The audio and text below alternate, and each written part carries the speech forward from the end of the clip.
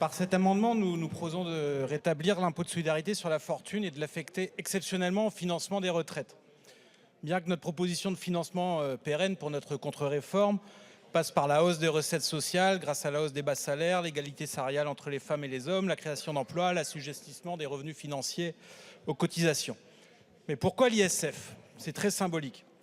Selon l'Observatoire français des conjectures économiques, si on intègre tous les surcoûts de votre réforme, qui, comme je l'ai dit hier, va créer d'ici 10 ans près de 280 000 chômeurs, 400 000 arrêts maladie supplémentaires, 110 000 personnes supplémentaires aux minima sociaux, on arrive à une maigrelette économie de 2,8 milliards d'euros.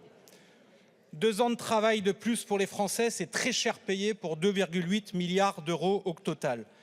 2,8 milliards, c'est moins qu'une seule année de manque à gagner suite à la suppression de l'impôt de solidarité sur la fortune, selon France Stratégie. Cette suppression n'a entraîné aucune création d'emplois.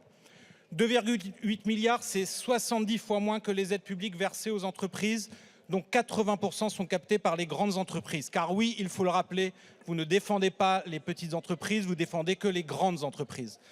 Aides publiques sans contrepartie d'investissement, d'innovation, de recherche. Bref, vous avez mis en place un capitalisme parasitaire, un capitalisme où le capital est plus feignant que jamais. Alors pour payer cette politique inefficace et injuste, vous mettez encore à contribution la grande majorité des Français à qui vous volerez 2 ans de temps librement choisis.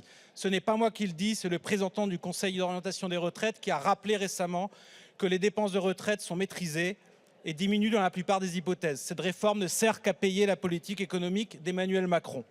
Gagnez du temps, retirez votre réforme, rétablissez l'ISF, vous éviterez d'aggraver les tensions dans ce pays, vous montrerez qu'il vous reste un peu de sens de justice sociale et fiscale.